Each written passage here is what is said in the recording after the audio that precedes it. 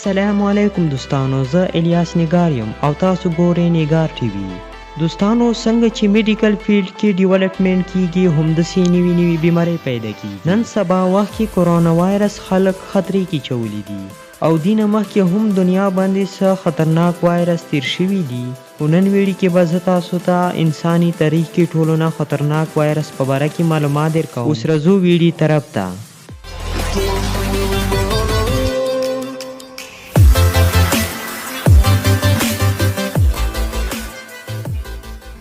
نمبر 5 ایبولا. دوستانو، ایبولا اول کیس 1976 کې راغلی و. ایبولا اصل کې د کونګو یو دریا دی. دې سره نږدې چې کوم خلک وو دا وایرس ټولو نه مخکې هغو کې ډیټیکټ شوی. دا د دنیا خطرناکو وایرسو کې شامل شو. دې وایرس نه سر کې درد کیږي او سترګې سر کیږي او پیزو باندې وینه راځي. د دې وایرس ډاکټرانو سره څه علاج نشته دی.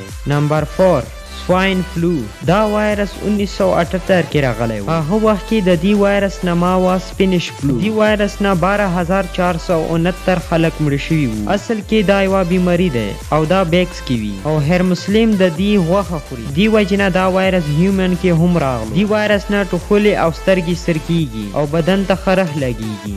ساينس ډیلی ریپورټ په مطابق دا وایرس 500 میلیونه خلکو کې افیکټ کړو. هغه وخت کې د دنیا کل آبادی دریمه حصہ وه. نن ورځې پورې دې وایرس نه 5 کروڑ نه زیات خلک مړه شو. نمبر 3 ډینګي. دا وایرس ډیر خلک پیژندي او دا وایرس مچر نه لګي. دې وایرس نه سر کې درد کیږي او ملاریا لګیږي. ها خبره دا ده د دې وایرس علاج شته دی.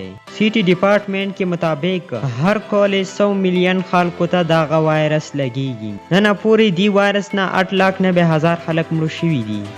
نمبر 2 کرونا وایرس. دوستانو، کرونا وایرس په باره کې به تاسو اوریدلی وي. دې وخت کې ټولې دنیا خلک دې وایرس نه ډر شوي دي. 31 دسمبر 2019 ورلد هیلث ارګنایزیشن ته ریپورټ میلاو شو. چاینا کې اوان سیټي کې خلکو ته نمونیا لګیږي او دا وایرس د دنیا یو وایرس هم میشنه راځي.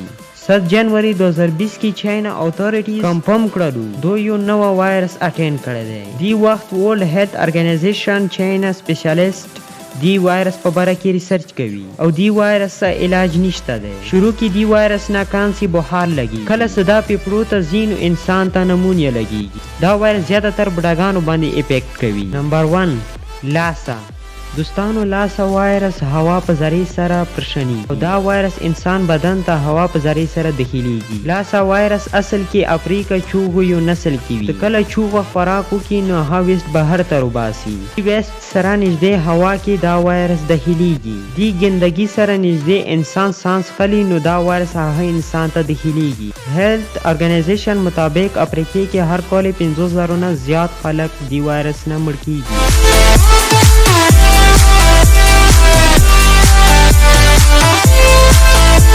دوستانو، که تاسو دغه ویډیو خوښوي نو لایک یې ضرور کړئ او نورو نوي ویډیوګانو دپاره زموږ چینل در سره سبسکرایب کړئ.